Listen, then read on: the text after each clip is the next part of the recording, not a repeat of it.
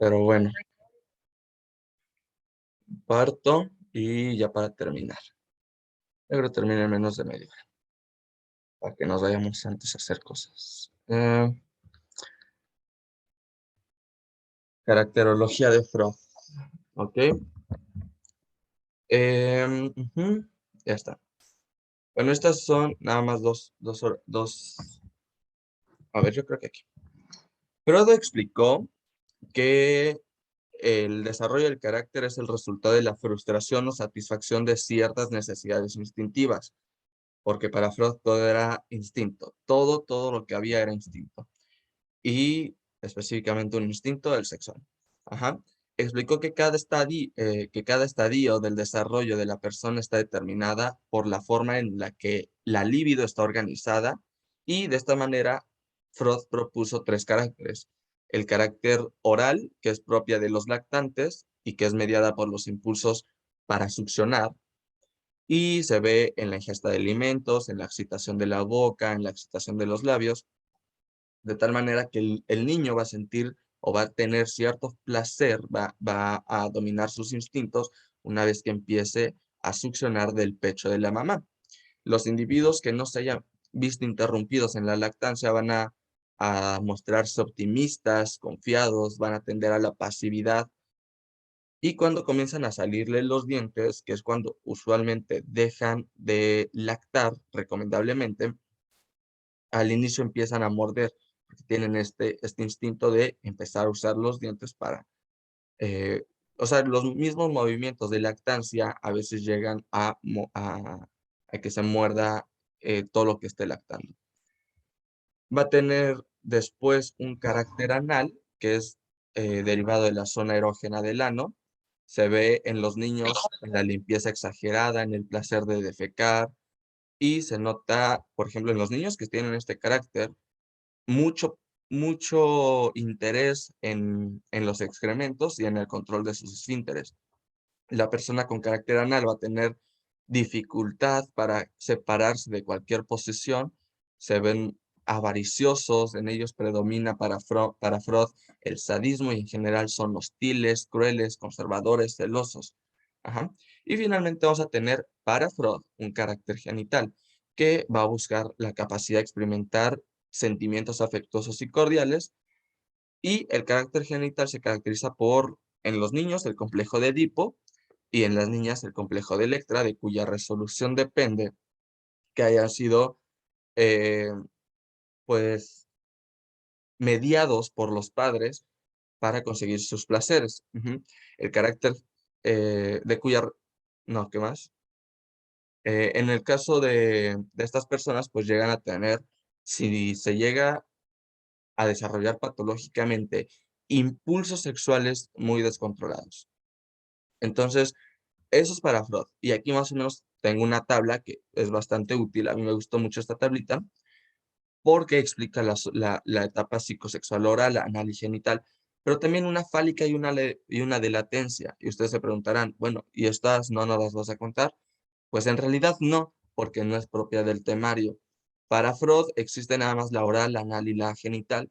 La fálica y la de latencia es una combinación de la teoría psicosexual de Freud y de Abraham Maslow, y va a contemplar estas cinco etapas o cinco caracteres.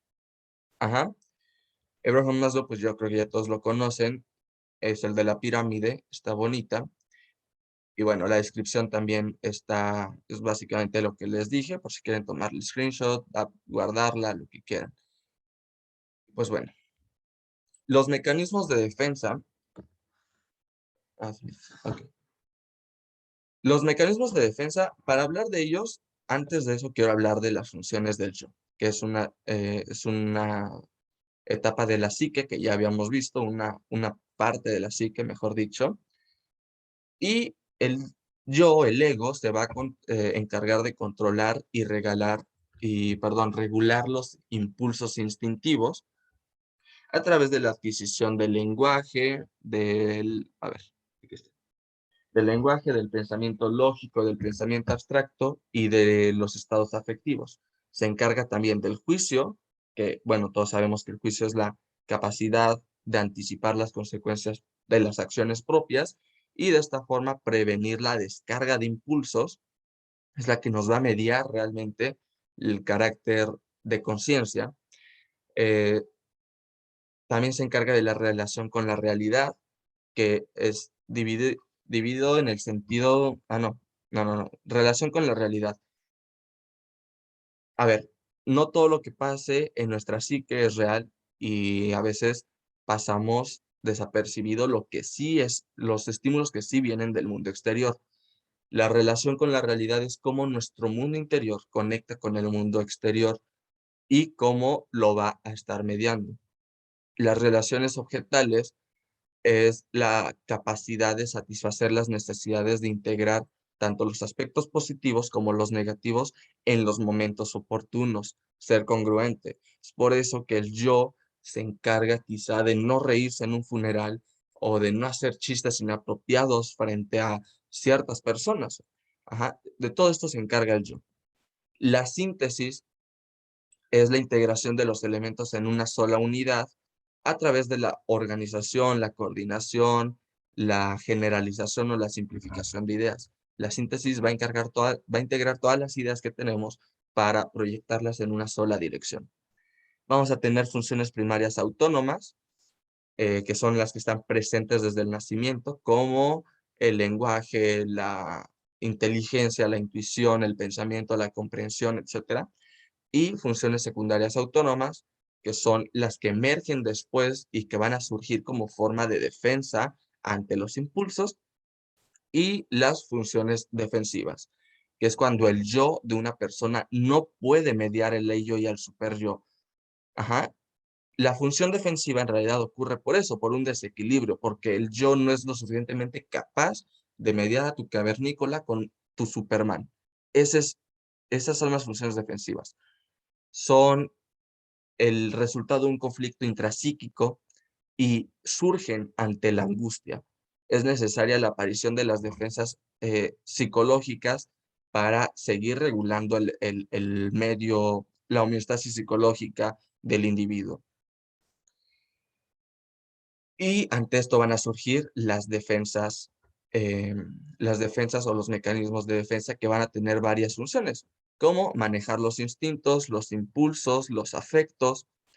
Son inconscientes, es decir, no nos damos cuenta cuando las expresamos, son discretas, dinámicas, reversibles y pueden ser tanto adaptativas, es decir, nos pueden ayudar para un bien, o patológicas para un mal, ¿ok? Ante estas, pues vamos a tener varias, por ejemplo, estas. Aquí el doctor nos dio a nosotros un documento, es bastante bueno, de hecho de ahí saqué pues la primera parte, pero las que nos da la bibliografía son todas estas, las voy a explicar, em, pero por si quieren aprender, bueno, quieren estar como un poco más integrados y lean el documento que nos dio el doctor. Es un poco aburrido porque realmente es pura teoría, pero pues se vale, está más completo, pues. La represión es el mecanismo básico de defensa. Va a excluir de la conciencia los actos que es incapaz de mediar el yo, como todos los demás mecanismos, y se da mucho en los niños o en las niñas porque todavía no tienen la capacidad de tolerar tentaciones, posponerlas o modificarlas. Este mecanismo no elimina los impulsos reprimidos y produce tensiones que posteriormente el individuo va a tener que sacar mediante terapia. Es decir, cuando una persona es altamente represiva, y se guarda para sí todo lo que no puede mediar, finalmente, en un intento de homeostasis psicológica, va a tener que liberarla. Y la forma más oportuna, quizá la más efectiva, es la terapia. La sobrecompensación es una actitud reprimida de los sentimientos y de devaluación personal. Estos sentimientos se mantienen eximidos, es decir, no salen y pueden evolucionar en actos delictivos. Cuando la persona es sobrecompensadora y no puede sacar asertivamente todo lo que siente, muchas veces se termina convirtiendo en una persona delictiva, muy mentirosa, eh, que tiene este instinto de dañar a las demás. La racionalización obliga al yo a elegir entre dos motivos, motivo A, motivo B, seleccionando el que crea más aceptable o racional para el estado, la sociedad en la que se encuentre, y va a sacar ese motivo, pero ¿qué pasa? Saca, por ejemplo, el motivo A, entre una situación de, a ver, ¿qué hago en esta situación? ¿Puedo hacer esto o puedo hacer esto? Ambas son malas, ¿cuál es menos mala? De eso se encarga la racionalización. Va a sacar el menos mala, el menos, dicen por ahí, el menos peor, el menos malo, pero se reprime a sí mismo el otro, el motivo B. ¿Qué más? Simón, ¿Puedes repetir? Bueno, es que no entendí muy bien lo de sobrecompensación. ¿Puedes poner un ejemplo mejor? Porfis. sí. Eh, bueno, aquí dice que es la, a ver, te lo repito en concepto, es la actitud reprimida de los sentimientos de inadecuación. Los sentimientos de inadecuación, pues vaya, son los que llegan a ser, eh, es que suena muy, ¿cómo se llama? Redundante, pero los que no son los oportunos en ciertas, los que no son los adecuados, pues los que no son oportunos en ciertas situaciones. ¿Qué pasa? Eh, que estos sentimientos se van a mantener para la persona y lo que causa la sobrecompensación, ¿cómo lo explico? Cuando una persona trata de sobrecompensar algunas cosas y para ello tiene que guardarse otras, o sea, tiene que callar ciertos impulsos, esos impulsos que callas se quedan guardados, no salen, se quedan reprimidos. Y cuando quedan reprimidos, en el caso de la sobrecompensación, cuando una persona es bastante eh, dadora, por decirlo de alguna manera, llega a evolucionar los impulsos reprimidos en actos delictivos. Entonces, a ver, la persona que tiende mucho a sobrecompensar las cosas, pues muchas veces, por ejemplo, yo creo que este ejemplo te va a quedar bien. Cuando una persona invita a otra a comer y le paga todo, ¿me explico? Cuando una persona va de una cita, le paga todo, muchas personas todavía tienen la idea de que, a ver, te invité todo, te invité algo, yo te invité porque el fin último era que termináramos teniendo sexo. ¿Me explico? Eso está sobrecompensando toda la situación bajo ciertos argumentos que él considera o ella considera pues, los correctos. Sobre todo él. Estoy hablando de un sujeto masculino, pues, que más lo da. Entonces, ¿qué pasa? Llega a reprimir estos sentimientos de tal manera que los puede convertir en un acto delictivo. ¿Por qué? Porque puede llegar a cometer una violación, por ejemplo. Muchos criminales de estos que, que tienen sus propios expedientes muy amplios, que, que tienen cierta forma, por ejemplo, los que matan a ciertas personas, pero que matan, por ejemplo, nada más a ciertos animales, o que matan nada más a prostitutas, por ejemplo, o que matan nada más a vagabundos. O sea, todo esto son sobrecompensatorios, son actos reprimidos que tienen porque en su infancia o por algún acto reprimido que le hizo una persona de este tipo, pues se quiere vengar con todos los demás. A eso me refiero con que evolucionan en actos delictivos. Yo creo que el ejemplo del café y perdón, sí, de que alguien te invita a una cita y quiere tener sexo contigo nada más porque le pegaste todo, pues es uno de los más claros. Pero pues igual, se da en muchos casos. Y como te digo, evolucionan en actos delictivos, pues se ven mucho en los patrones de conducta de asaltantes, de violadores, de secuestradores, que nada más afectan a una sola población, a una población en general. ¿Quedó claro? ¿O más o menos claro? Sí, Pi. Sí, sí, sí. Muchas gracias, Manu. Va que va.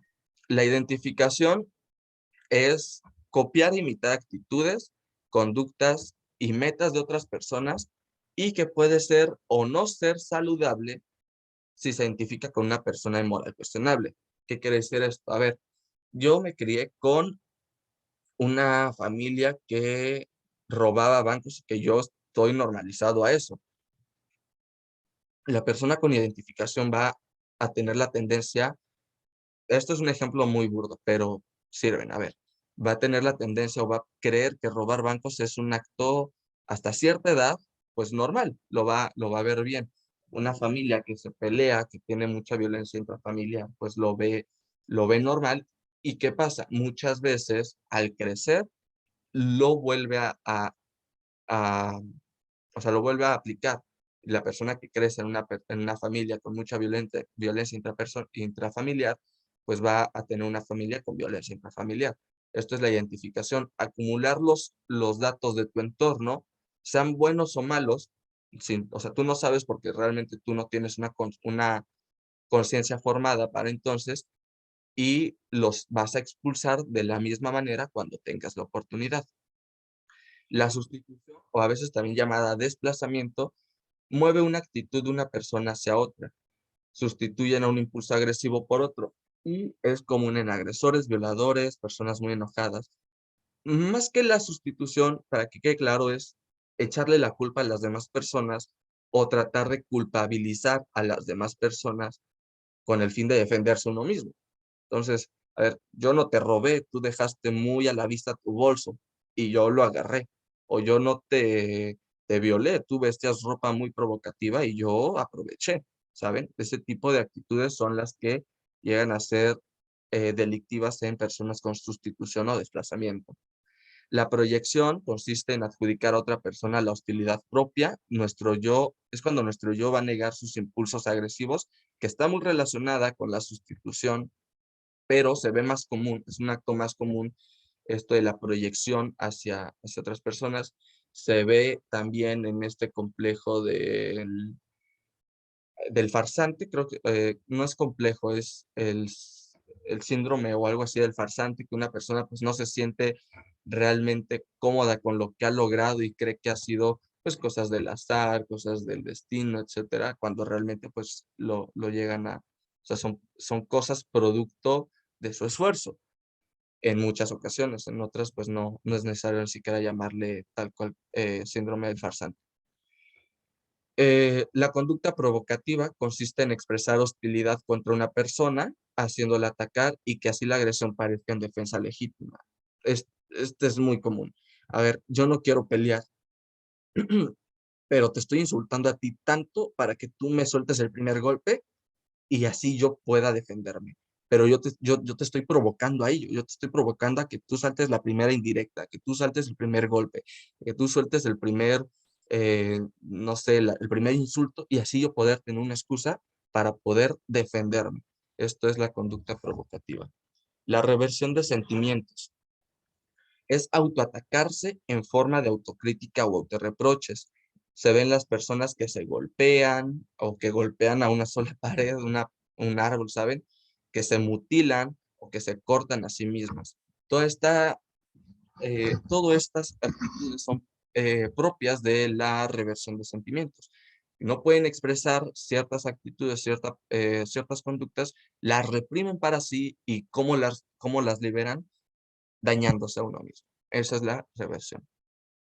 El aislamiento del individuo es cuando el individuo va a realizar ciertas acciones con el fin de distraerse o alejarse del problema y así mantener a su mente ocupada en otra cosa, escondiéndose de la realidad.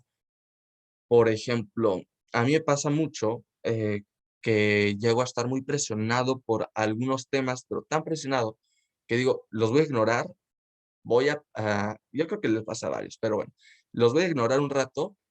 Sé que tengo estos pendientes, sé que tengo estos problemas, pero no me siento cómodo hasta que acomode toda mi habitación. Entonces, cuando empiezo a acomodar mi habitación y ya tengo un producto final acomodado, entonces ya puedo, pues, salir de mi escondite, ya puedo empezar a resolver estos problemas, pero ¿qué pasa? Esto todavía llega a ser un poco normativo. Llega a ser patológico cuando no afrontas tus problemas, cuando no afrontas em, pues, tus responsabilidades. Y, okey, ya terminé de escombrar mi habitación, y ahora sigue escombrar la sala, y ahora sigue escombrar los trastes, y ahora sigue escombrar o salir al parque, y ahora sigue salir de fiesta, y ahora sigue, o sea, haces muchas acciones con el fin de distraerte y no tener en cuenta tus, responsabilidades tal cual. La regresión. La regresión es un mecanismo de defensa, que se le llama mecanismo universal. En este mecanismo, la conducta es reemplazada por actividades de fantasía. Por ejemplo, una persona indefensa y con regresión, espera que alguien asuma su responsabilidad y la resuelva. Una persona con regresión va a esperar que su mamá le resuelva los problemas, que su pareja le resuelva los problemas. Ya no va a ver por sí misma, espera que alguien más vea por sí, por ella misma, perdón. Entonces, pues claro, se vuelven muy codependientes, muy autoinsuficientes, etcétera. El masoquismo, relacionado con el sentimiento de culpa, es cuando la persona se inflige castigos provocándose el sufrimiento y liberándose temporalmente de su realidad. A diferencia de la reversión de sentimientos en el masoquismo, pues la conducta es más consciente y se está tomando o sea, se está llevando una racionalización de lo que se va a hacer. Y en la conducta de reversión de sentimientos es más deliberada, es más instintiva lo que estás haciendo. Ok, le pegué a la piedra y a la pared y me corté, pero realmente no sabía por qué lo estoy haciendo. Y con el masoquismo sí, con el masoquismo te estás mutilando, te estás ¿cómo se llama? Es que iba a decir, sí, es flagelar, es flagelar. Te estás autoflagelando y cosas así para liberarte, pero o sea, ya es el resultado de un proceso consciente, de un proceso prefrontal de la mente, ¿saben? Y finalmente, la conversión, que es la última que contempla la bibliografía básica, es la represión de tendencias ajenas al yo y por lo tanto no tiene expresión psicológica. A ver, se observan las personas vigoréxicas. A ver, para que quede más claro, la represión de tendencias ajenas al yo es, ok, estoy haciendo algo que según yo creo que es bueno, pero que realmente me está haciendo un mal, porque yo empecé con la idea de que era algo bueno y que me iba a sacar de mi sufrimiento y que me iba a ayudar a mejorar mi personalidad y que me iba a ayudar a mejorar mis penas. Todo es la conversión. Convertir algo bueno en algo malo, mediante igual las conductas que considerábamos inicialmente como algo para nuestro bienestar. ¿En quién se observa? En personas vigoréxicas, que por ejemplo van al gimnasio porque, bueno, hacer ejercicio es bueno, y van al gimnasio para tener salud, para bajar de peso, para verse mejor. Pero ¿qué pasa con las personas vigoréxicas? Y es totalmente aceptable. De hecho, la vigorexia no está considerada como un problema mental, que ya tienen un buen cuerpo, ya tienen una muy buena salud, pero hay personas que deciden dedicarse de lleno a eso y que deciden seguir yendo al gimnasio e inyectarse cosas, consumir pura proteína de plástico, o sea, no natural. Todas las personas vigoréxicas, las personas anoréxicas también que empiezan, bueno, voy a comer un poco menos, voy a modificar mi dieta para bajar de peso, para sentirme mejor, para cuidar mi salud. Pero las personas anoréxicas llegan a un punto en donde pues no se cuidan realmente y empiezan a tener unas conductas patológicas y dicen, bueno, yo me sigo viendo mal, yo me sigo viendo gorda, yo me sigo viendo gordo y quiero seguir bajando de peso. Esa es la conversión. Se ve también en personas tatuadas, perforadas, con expansiones, porque empiezan modificándose una pequeña parte del cuerpo y la sociedad todavía lo ve bien. Cuando ya empiezan, ya tienen un impulso, una adicción a las modificaciones corporales en general, o sea, yo estoy diciendo el ejemplo de tatuados y perforados, expandidos, pero lo mismo pasa con las personas anoréxicas y vigoréxicas, que es cuando la sociedad se preocupa por ellas. Dice, ¿realmente todo esto está bien? Y bueno, muchos de estos estas preocupaciones nacen por prejuicios realmente, sobre todo en tatuajes, en expansiones, etcétera. Pero sigue siendo finalmente un mecanismo de defensa. Para terminar, y como les decía, si quieren consultar el documento que les mandó el doctor, está muy bien porque además hace una clasificación entre las defensas narcisistas, las maduras, las inmaduras y las neuróticas.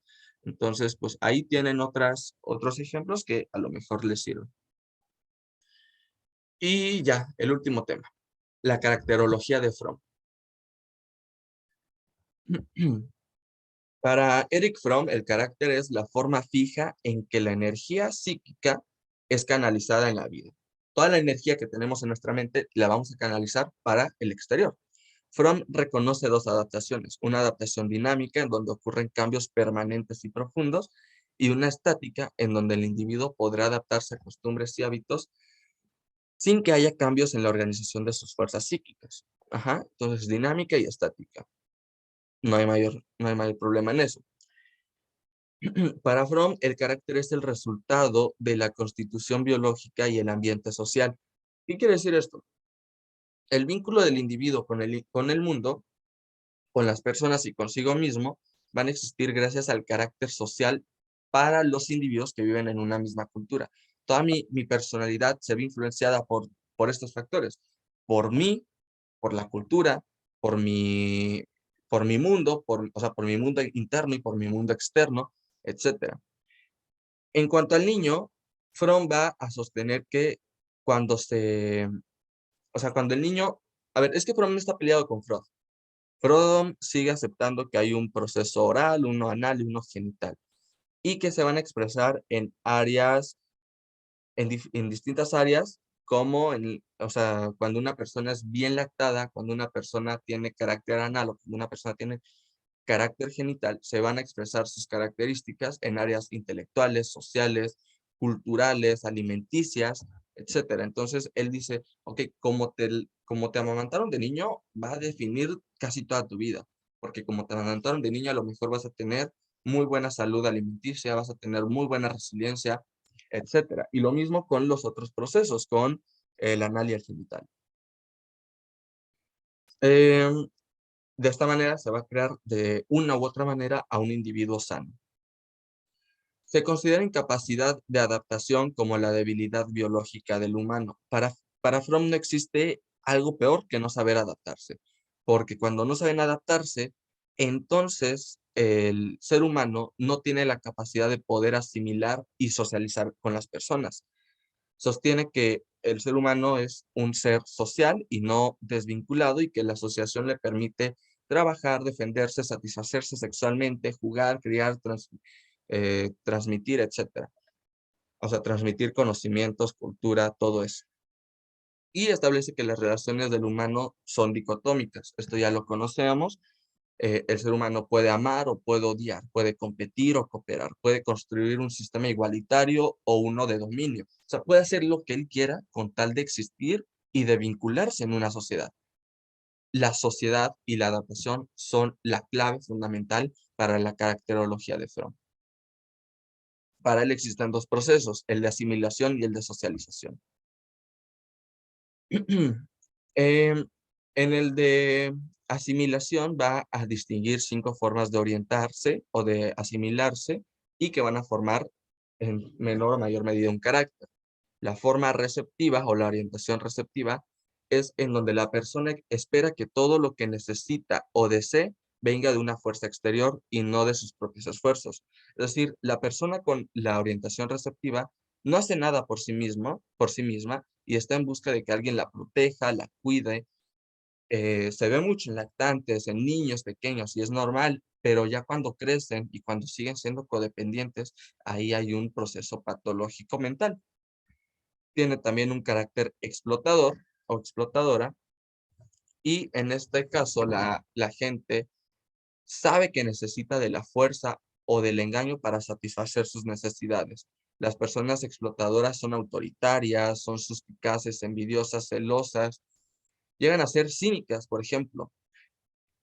Y aquí cuando hablo de, bueno, voy a mencionar algo de sobreestimar lo ajeno y subestimar lo propio, no nada más me refiero a las cosas materiales. Fromm explica que también estas actitudes, tanto receptiva, exploradora, acumuladora, mercantilistas, etcétera, se ven en las ideas, en el pensamiento. Entonces, la persona exploradora va a sobreestimar las ideas ajenas, pero va a subestimar las propias. Intelectualmente se ve muy poco competitiva. El carácter acumulador va a tener tendencia al ahorro, y el acto de gastar como un acto de amenaza. Son personas que avarician ideas, pensamientos, desarrollan trastornos obsesivos compulsivos al ser realmente ordenados, pedantes, puntuales y no toleran otra cosa fuera de su sitio. Las personas acumuladoras están dotadas ya sea de energía, de capacidades mentales o de capacidades o de capacidades físicas, de fortaleza, mente o energía. Ujú. El carácter mercantilista son personas que no se valoran o que se valoran según el éxito alcanzado, más bien. Es decir, qué tanto he hecho yo es lo que valgo. Entonces son personas que, que llegan o sea, al tener este, esta valoración hacia las demás personas, llegan a subestimarse ellas mismas o a sobreestimarse realmente. Pero en general es la primera, porque son personas indiferentes, oportunistas, tan comparativos que les llega a causar un vacío existencial, una angustia para sí. Y finalmente la orientación productiva, que considera que sí, la orientación productiva es como la forma más alta, es la madurez de las orientaciones. Para el humano productivo, se considera que es un humano racional, social, productor, que usa sus capacidades mentales, sus capacidades físicas, emocionales y sensoriales para contribuir a su comunidad. Su vida está dominada por el amor hacia sí y hacia las demás personas y por la razón. Todo esto son las 5 formas de orientación respecto al proceso de asimilación. Pero para Fromm existe el proceso también de socialización, en donde también se reconocen 5 tendencias. La masoquista, en donde se van a manifestar los impulsos a sentirse insignificante o inferior a los demás. El individuo masoquista es incapaz de ser independiente, perdón, y libre, y esto le va a proporcionar un sentimiento de vinculación. Está estrechamente relacionada con la orientación receptiva. Y también está relacionada con la tendencia sadista. O sea, suelen ir acompañadas, pero no son siempre. O sea, suelen ir juntas, pero no es algo obligado. La tendencia sadista, por su parte, que además de estar relacionada con la masoquista, eh, se distingue por lo que se distingue por lo que pueden hacer otros con respecto a uno y tener el poder absoluto de las personas. Esa es la primera, el poder absoluto de las personas. La segunda es gobernar sobre los demás, explotar, robar y extraerlos tanto material como emocional e intelectualmente. Y hay una tercera forma de ser sadista, que es hacer sufrir a las demás y verlas gozar. En resumen, hay 3 formas de sadismo. Uno, hacer que las demás personas dependan de uno mismo y así poder tener, vaya la redundancia, poder absoluto. 2, gobernar sobre las demás a tal punto de poderlos dañar física, emocional e intelectualmente. Y el tercero, hacerlos sufrir gozando de ese sufrimiento. Eso es el sadismo. Tenemos una conformación autómata que tiene su origen en la soledad y en la impotencia. El individuo tiende a ser como los demás y someterse a los requisitos de los grupos sociales que estos le demanden. Es decir, te voy a aceptar en mi grupo, pero tienes que tatuarte, tienes que hacer esto, tienes que comportarte de esta manera. Y la persona por querer pertenecer lo hace. Ujú. Estas personas no desarrollan un yo, sino un pseudo yo, porque está influenciado completamente de las características de las personas con las que se junte. Tenemos la destructividad, que es cuando la persona no trata de dominar ni de someterse, sino de destruir a una persona u objeto. Fromm distingue entre la destructividad como un rasgo de carácter y la agresividad como reacción. A ver, ¿qué quiere decir? Como rasgo de carácter es bueno, porque la tendencia a destruir algunas cosas que nos hacen mal es bueno para la adaptación, pero eh, llega a ser malo como mecanismo de reacción, porque claro, estamos atentando contra las personas, contra su capacidad de hacer, con su capacidad de vincularse, y eso nos hace ver a nosotros, perdón, como unos hijos de puta, porque vamos a tender a destruir, y es el fin único de las personas con destructividad. Finalmente, para Fromm existe el amor, que es la forma también más madura y también está relacionada con la tendencia productiva. para las personas que expresan amor, va a notarse que pueden relacionarse con uno mismo y con los demás. Saben que para las relaciones sociales es necesario el conocimiento, el respeto y el cuidado de la otra persona y de sí mismo, así como la conservación de la integridad propia y ajena. Entonces, pues esa es la caracterología de Fromm. Como dato cultural, pues esa es la Guernica de Pablo Picasso también. Y sí dije la Guernica, ¿no? Ok. Y pues ya, creo que sería todo de, de esto. Si quedan preguntas y si alcanzo a contestarlas, si no, también puedo, pues como ustedes digan, si quieren hago otra o las contesto ya directamente por el chat de WhatsApp. Y, ¿y qué más dice? Si soy, ese no es mi fin, la chinga quedito, como la VARS, hasta que parece baño público. ¿Qué aparece baño público, Isaac?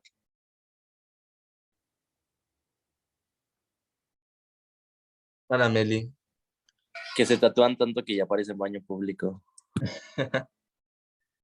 Pues algunos, pero está bien, cada quien. Pues bueno, esas son las 5 entidades, las 5 entidades de socialización, del proceso de socialización de Fromm. Y ya, era todo lo que había que mostrarles. No sé si tengan duda o ya cerramos la sesión porque ya se va a cerrar igual esta.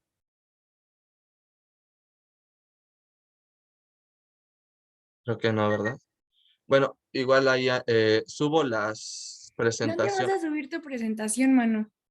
Se las paso ahorita Ah, sale. por WhatsApp, yo creo. Ajá. Y subo los videos por cualquier cosita. Perfecto. Va Qué que va. amable eres.